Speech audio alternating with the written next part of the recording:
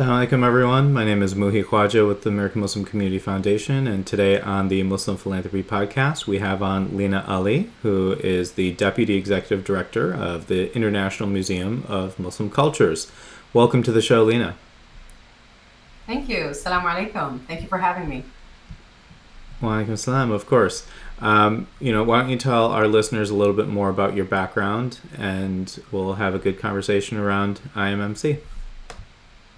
Sure. So I am an arts and culture producer, a museum professional. I am, as you mentioned, the Deputy Executive Director of the International Museum of Muslim Cultures, which is America's first Muslim museum. I have been a board member with the museum since 2014. I'm also a board member at the Palestine Museum in Connecticut. I guess the beginning of my career path into the art and culture world was with my work at Studio Basel, which is an award-winning creative arts firm that does a range of work from architecture and interior design to branding and museum consulting. Last year, I joined the museum as the Deputy Executive Director remotely from Philadelphia. So the museum is actually in Jackson, Mississippi. And yeah. That's super exciting. So, what did you do in undergrad, or just like kind of your first few jobs that kind of got you on this path? Yeah, so my undergrad's actually in business from St. Joseph's University in Philadelphia. And then when I joined Studio Basel, I was the marketing director, and we worked internationally in the Middle East, in Europe, in London. And certain projects sort of brought us into the art world. In 2010, we were hired by the government of the Sultanate of Oman to sort of develop and manage the 40th Independence Day anniversary sort of arts festival. So it was the largest arts festival that the country produced to celebrate this sort of emerging culture of artists in this very traditional country. And I had the wonderful opportunity to interact and consult with like over 100 artists from the country and to be immersed in this rich culture of the Omani people. And that sort of opened doors for more projects. A couple of years later, Studio Basel decided to produce a project, a social, what's it called? Social responsibility project. Sorry, I'm losing my words. That basically was a photography initiative that leveraged social media and crowdsourcing to basically produce one of the largest modern collections of Islamic-themed photographs from over 60 countries. The images depicted art, architecture, culture, spirituality in this new light, so to speak, one of beauty and sophistication, not surrounded by war and terror, which is what we're usually used to seeing when we hear about the Muslim world. And this project was founded by Bassel Mashal, who is a United Nations Photographic Council member. And we had a jury that included top names in the photography world, such as Steve McCurry, which is National Geographic's photographer of the famous green-eyed Afghan girl on the cover of 1980 National Geographic, yeah. As well as Dr. Shahid Al-Alam, who is an amazing photographer from Bangladesh. Yeah. You know him. I've had the opportunity of meeting him through the Concordia Forum. He's very inspiring. Yeah, his story. Yeah. Absolutely. Yeah, and so that project actually brought us to the IMMC because the exhibition toured first in Kuala Lumpur at the Islamic Arts Museum. It was opened by the Sultan of Selangor, and then it went to Australia at the Islamic Museum in Australia, and then to London, where the mayor of London basically, it was the arts festival, the Eid festival that the mayor of London puts on every year, and we showcased the exhibit there. And then when we brought it to the United States for the first time, it showed at the IMMC. And so that's where my relationship with the IMMC sort of solidified, and I became part of their team. Awesome. So, you've been in Philly for undergrad, and did you grow up in Philly as well? I did. So I grew up in Philly. That's where I completed my first degree. Then I got married and moved to London, where my husband was working on his PhD at the time. And that's when we moved to the Middle East,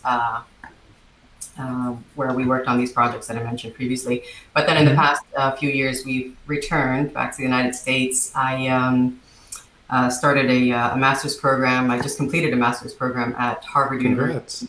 Wow. Thank you, in museum studies, so that I could sort of further this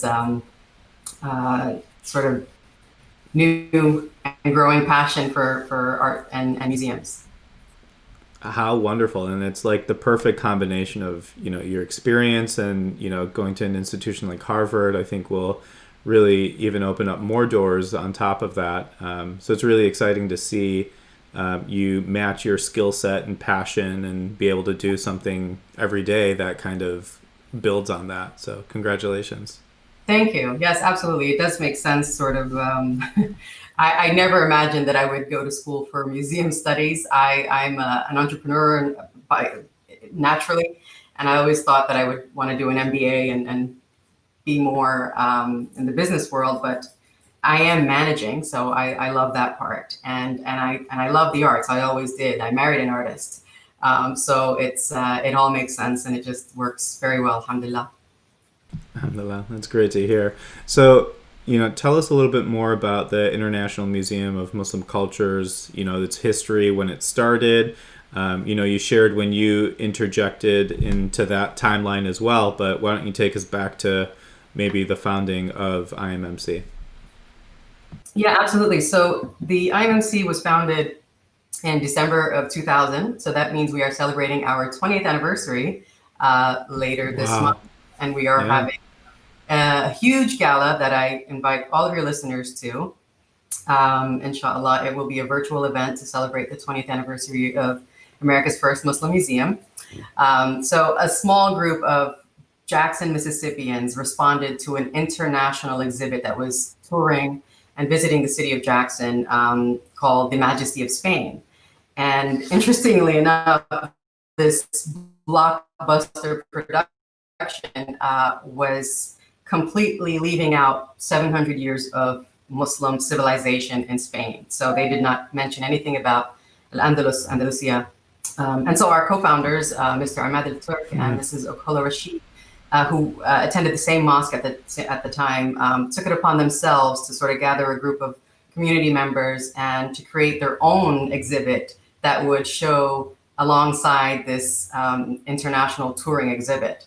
And that was the start of the IMMC, which it's just a wonderful idea. And you would never think that America's first Muslim museum would come out of the small city of Jackson, Mississippi. So it's a wonderful Right. treasure for country.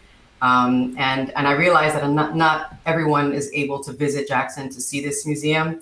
So with this event in December, and on December 30th, and also we have a webinar coming up, by the way, on December 17th, next Thursday, in partnership with MPAC, the Muslim Public Council, MPAC. Affairs Council, yeah. Yeah, Muslim Public Affairs Council, to sort of let more people know about the museum and what we're doing. So our mission is very simple. As we are dedicated to educating the public about Islamic history and culture, and about the contributions of diverse Muslim communities to the world. And we want everybody to know about us. And subhanAllah, with COVID and with everything going virtual this year, we have the opportunity to reach more people. And we hope that you'll get to know us more and interact with us through these online programs, and especially join us for our gala, which is also a fundraising event. Yeah. Of course. I think that will really provide people a great opportunity to learn more. And I'm glad that you're doing webinars, and we'd love to do another webinar with you in the future as well to kind of cross promote AMCF and IMMC as well. So I think there's a lot of opportunity to continue to build partnerships across the country. And I do definitely encourage everyone to check out your gala that's coming up. Where can people find more information specifically about the event? Sure. So everything is on our website, and it's very simple. It's muslimmuseum.org. So if you go to muslimmuseum.org, you'll see on the top banner, we have the link for the gala, which you can click on and register for the event. You can also go to muslimmuseum.org/gala directly, and that'll take you to the app that we are going to be showcasing the gala on. And please join our mailing list. We often send out newsletters through Constant Contact to keep in touch and let you know what we are up to. Of course. So I want to talk a little bit more about what advice do you have for people interested in going into museum studies, and what can they do to just try to have a better experience and get their foot in the door? Yeah, absolutely. So the first thing would be to sort of choose an area in museums where you think you fit in, or where you can best project your talents and skills. So whether it's in education, teachers might decide that they want to go into more broader effect type of education and join a museum. Whether you can, if you're more into the arts, the curatorial department is something that people are definitely interested in. Some folks are more into design and development of exhibitions if you're more creative and can do your if you're good at designing. And then there's, business and management, sort of where I kind of tied in to museums. But you need to have some basic experience that combines curatorial education and design before you get into a more managerial position. But museums are open to everyone. And there's also volunteer opportunities for docents, people that are interested in learning about a museum and sharing whatever they can. You can, find your local museum, whatever topic you're passionate about, whether it's history, science, art, and ask to be a volunteer. And that can give you a taste of it. And you can decide if you want to, move forward with that. Yeah, I think one of the things that I appreciate the most about museums are, aside from the artwork and the curation of everything, are the docents and the volunteers who give the tours, right?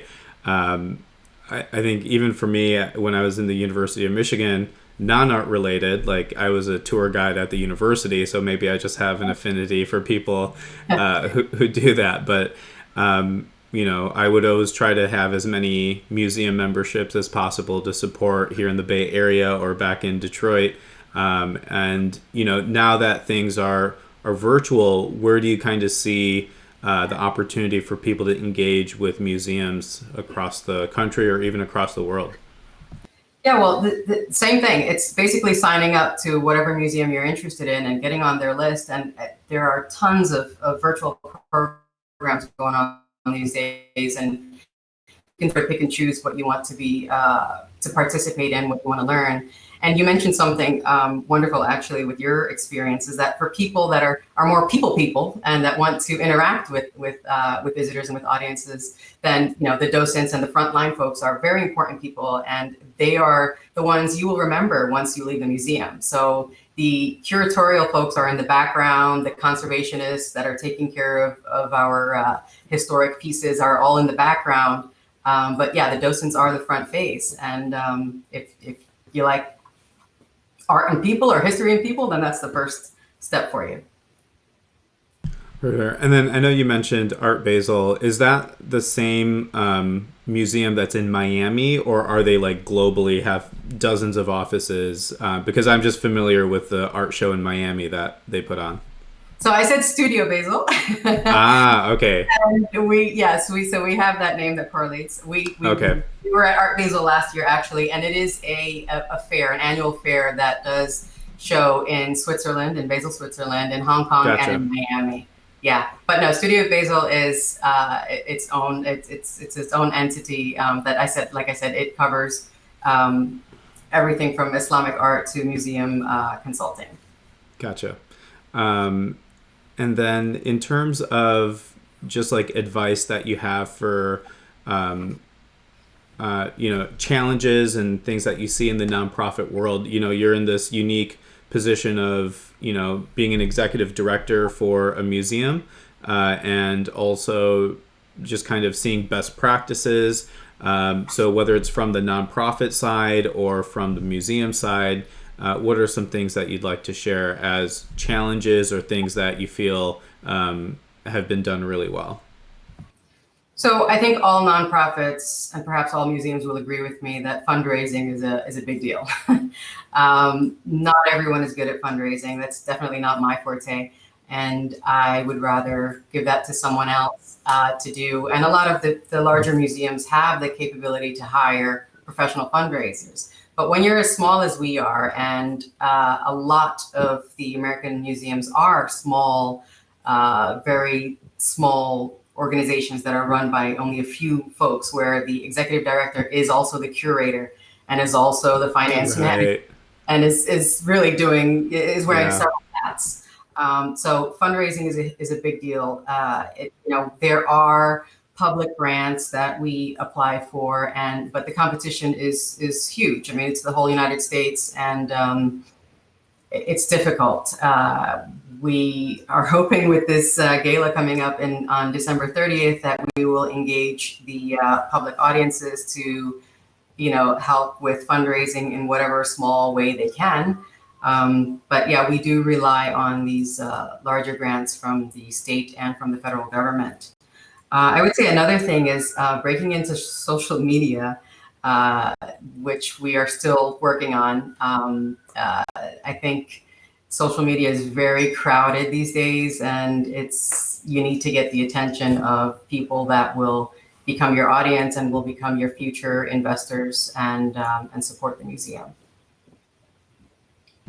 Yeah, I think, and definitely, part of that is being able to tell the story. And I think having the exhibit on Muslim cultures provides a very unique opportunity to do that. And I was just looking at some stats, and in 2019, Americans gave roughly $450 billion. And I know you said that, this is not including federal funding or state funding, but just from corporations and foundations and individuals. But in terms of funding that actually gets to the arts, it's only $21 billion. Which is still a significant amount of money, but comparatively to the whole, it's not as much as we would like to see. And then I think being a Muslim museum as even a subset of that, if Muslims are 1% of the population in the US, you're looking at $2 million that hopefully should be directed to Muslim causes, right? But you could probably make an argument that probably, it might happen through the combination of foundations like Doris Duke's or, all the other opportunities out there. But, what's your take on Muslim-led nonprofits engaging in these spaces of philanthropy a little bit more? That's a great point, Mahi, and it's interesting that you mentioned that, because when Muslims think of philanthropy and their zakat and their charity, they're often sending their money to war-torn countries or to support yatim, the orphans, Sure. or refugees, and that's perfect. That's definitely understandable. So the arts and culture are probably never thought of, and if they are, it's that tiny 1%. So it is difficult for us to sort of engage Muslim donors. So that's why, like I said, most of our funding is coming from these nonprofit organizations, foundations, and the government. So I would really love to see more Muslims sort of pay attention to this topic, because it is important. I understand there are other priorities. But what we are doing essentially is, and I strongly believe this from when Bassett and I co-founded the Spirit of Ramadan, which was the photography exhibition, is that by sharing beautiful art from Muslims, by Muslims, of the Muslim world, it doesn't even have to be Muslims, that we can help dispel misunderstanding. We can help get rid of some aspect of Islamophobia, because I feel that Totally. it's a neutral sort of space that most people understand, they appreciate, they respect, and it would give us that opportunity to say, hey, we also have beautiful art and culture. We have something sophisticated to share. It's not just poverty and war and being run out of our countries. Definitely. And, I think even if we kind of try to shift the culture of zakat and sadaqah, right, and look into how this type of education serves as people understanding Islam in a different way, could that be seen as one of the 8 categories of zakat? And how do we reframe that discussion on a national level across the country? And people are always going to have their preferences, just like you said, about helping, in their minds, they think that the poor or the orphan, and rightfully so, they're people that are struggling and can't make ends meet. And there's such a issue of poverty in the entire world.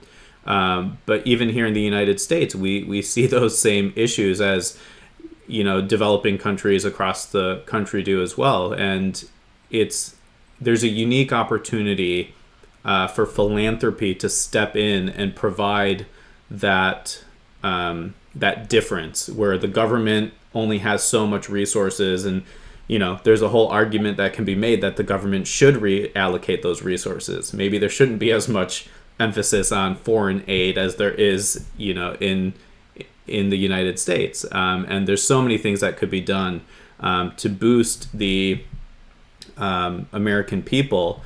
But I think philanthropy provides that extra opportunity to make that difference. So I really enjoyed this conversation, and hope to continue to learn more about the International Museum of Muslim Cultures. I think it's great, fantastic work that you're doing there, and really encourage everybody to learn more. And like you said, they can visit muslimmuseum.org to do that. Any final thoughts that you want to share? So thank you again for having me. I wanted to make a small point about what we were just speaking about, that recently I've seen a couple of imams or sheikhs say that it could be sadaqah jariyah when you donate to these sort of institutions. It doesn't necessarily have to be an art institution per se, but anything that is educating on Islam is worthwhile, worth thinking about to sort of prioritize your charity. So thank you so much for the opportunity. I really appreciate having had this opportunity with you. And please do visit us at muslimmuseum.org, register, sign up for the gala. It will be a show of art and culture, live art demonstrations, musical performances. We also have the IMMC Excellence Awards. This year is going out to the Muhammad Ali Center, which we're very proud of. And it hopefully will be a wonderful show, and we'd love to see you all. Great. I'm going to sign up right now, so I'm Wonderful. doing it. Yeah. Again, Lina, thank you so much for being on, and it's been a real pleasure chatting with you. Same here. Thank you.